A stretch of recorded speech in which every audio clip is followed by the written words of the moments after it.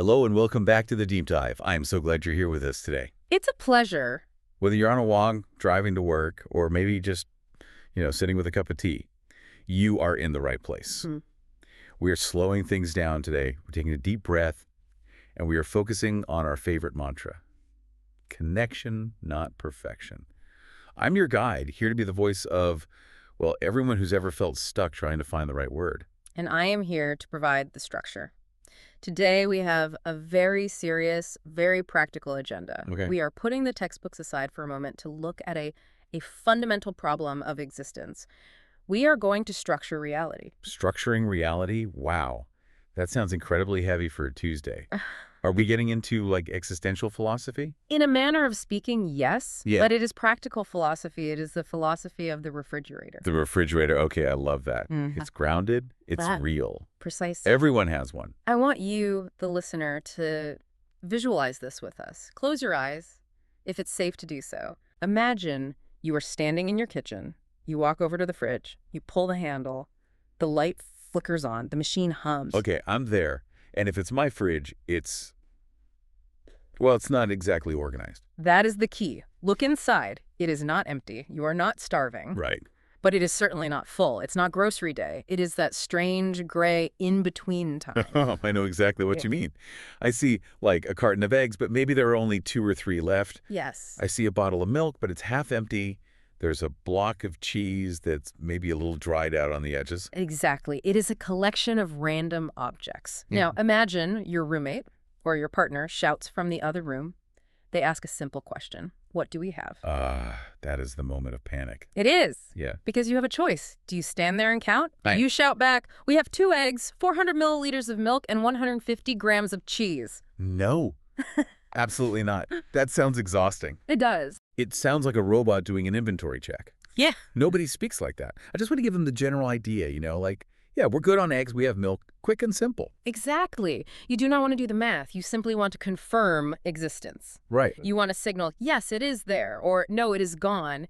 You need vague words. Vague words. I like that. It's like a shortcut for our brain so we don't have to count every single bean in the jar. It is a necessity for fluent speech. And in English, to navigate this fridge, this state of existence, we rely on 2 very small, very powerful words. Which are? Some and any. Some and any. They sound interchangeable, don't they? I feel like a lot of learners just flip a coin. I have any milk?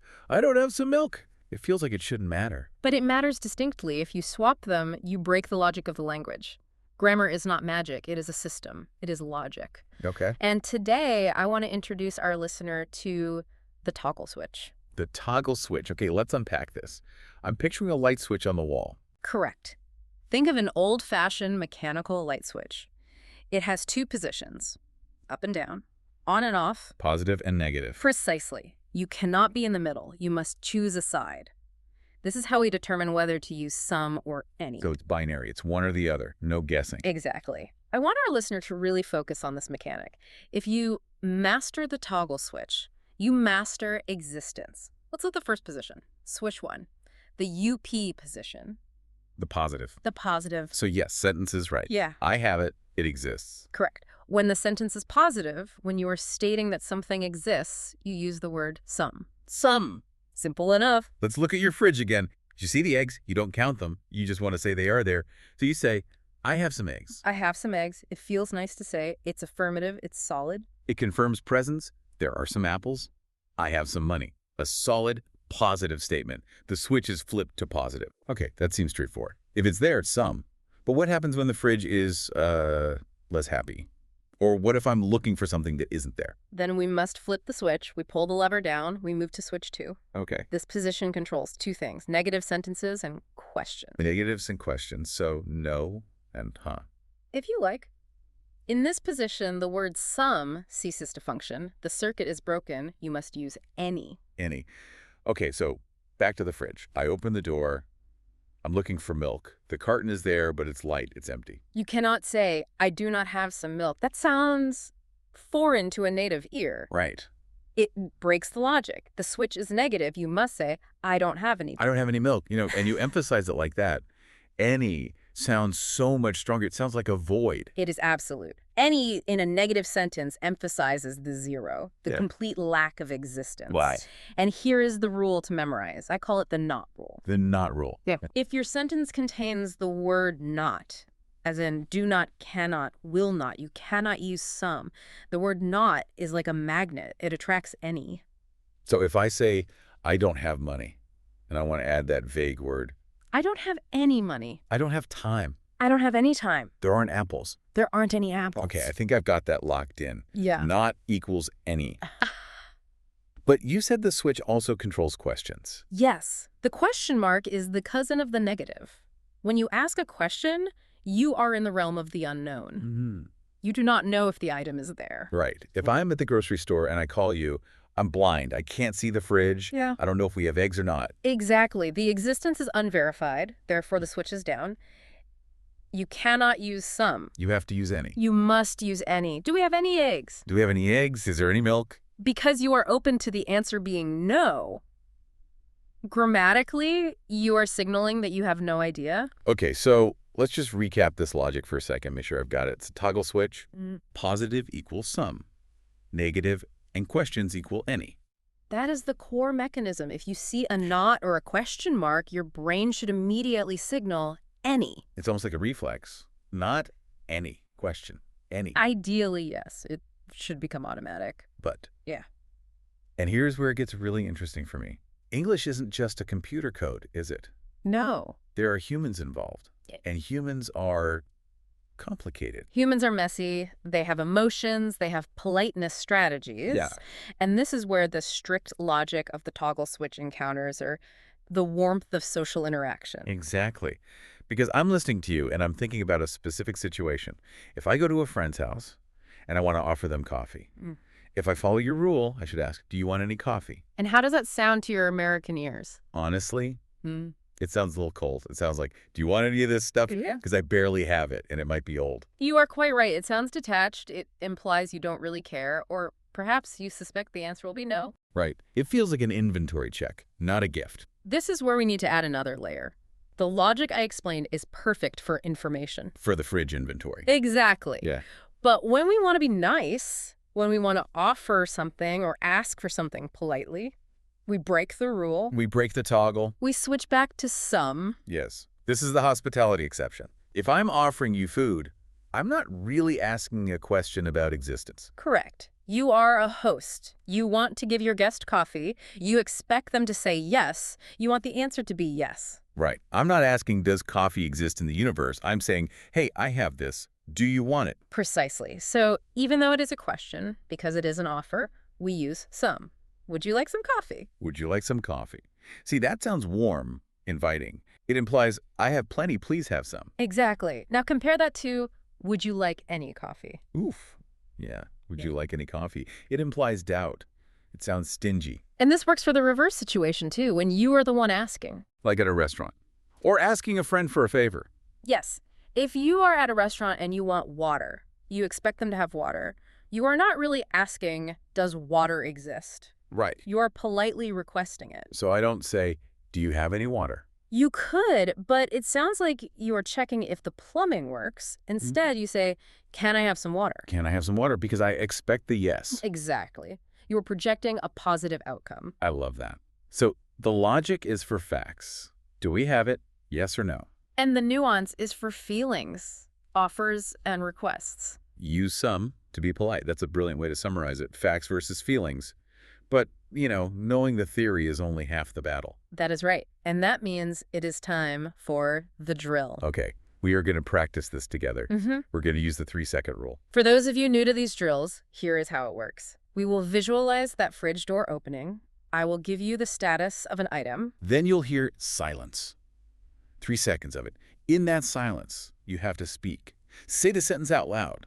Don't just think it. Connect your brain to your mouth. And then I will give you the correct answer. Don't worry about being perfect. Just focus on that connection. You ready? Let's open the fridge. Okay, I see the light turn on. It's humming. It's cold. All right. Listen closely.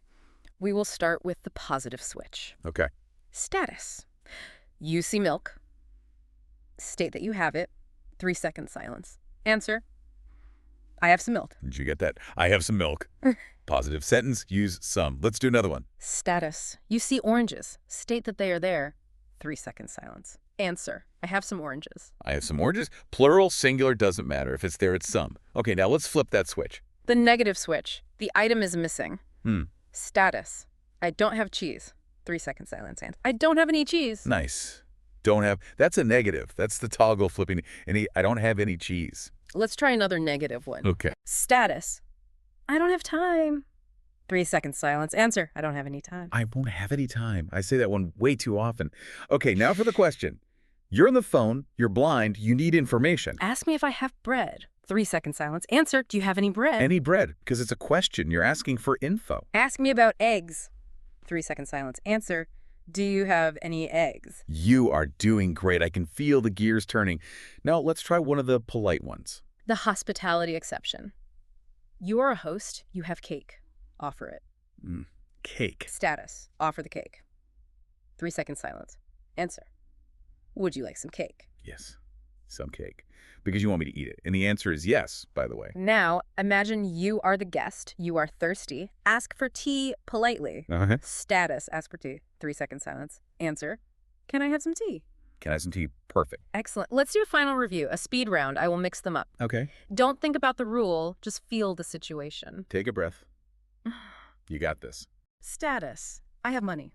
3-second silence. Answer. I have some money. Status. I don't have water. 3-second silence. Answer. I don't have any water. Status. Ask about apples. Information. 3-second silence. Answer. Do you have any apples? Status. Offer wine. Polite. 3-second silence. Answer. Would you like some wine? That was intense. Oh. How did it feel? If you stumbled a bit, that is totally normal. It is about muscle memory. You are training your brain to react to the not and the question mark. And realizing that when you want to be nice, you go back to some. So let's review our fridge based on that drill. We have some milk, we have some oranges, we have some money. Which is good. Which is good, because we do not have any cheese. A bit of a sad fridge. We definitely need to go shopping.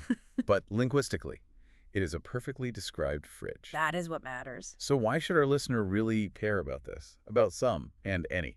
It is about confidence. When you are learning a language, you often feel paralyzed. You look at the world, a boardroom, a classroom, and you want to describe it. But you get stuck counting. Yeah, you think, I can't speak because I don't know the word for 300 grams, or is it a slice or a piece? Exactly. These vague words, some and any, are your tools for fluency. They let you bypass the details. They let you focus on the big picture. Is it there? Or is it gone? It frees up your brain. Yeah. You aren't counting. You're communicating.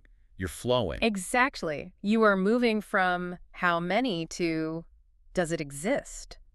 It's a fundamental shift. And we want you to take this shift into the real world, which brings us to your mission, your homework. This is a non-negotiable task. You cannot just listen. You must act. What's the plan? I want you to go to your own fridge right after this ends. Walk to the kitchen. Open the door. Even if it's messy. Especially if it's messy. Especially if it is messy. Stand there and describe the contents out loud. Find 3 things that are there and 3 things that are missing. So like, I have some yogurt, I have some carrots. And I don't have any chocolate. I don't have any lobster. Use the full sentences. Hear yourself using some and any. I love that. I don't have any lobster.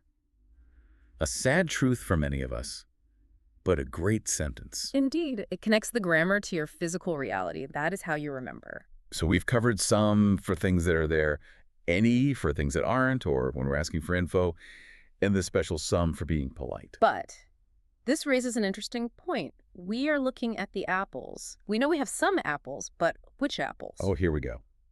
I can hear the gears turning in your head again. If I say I have some apples, I am being vague about quantity, but also about identity.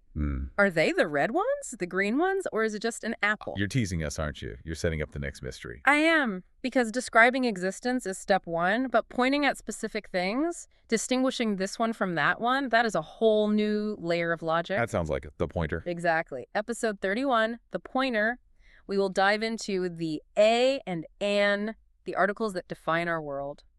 Oh, that is always a tricky topic. Yeah. The vast is a. I can't wait to unpack that. It will be fascinating. But for today, master existence. Master the fridge. Open the door. Check the toggle switch. Some or any. And remember, do the homework. Speak to your vegetables. It helps. And as you're practicing, don't worry about getting it perfect every time. It's about making that connection. Connection, not perfection. Thanks for diving in with us today. We'll see you next time.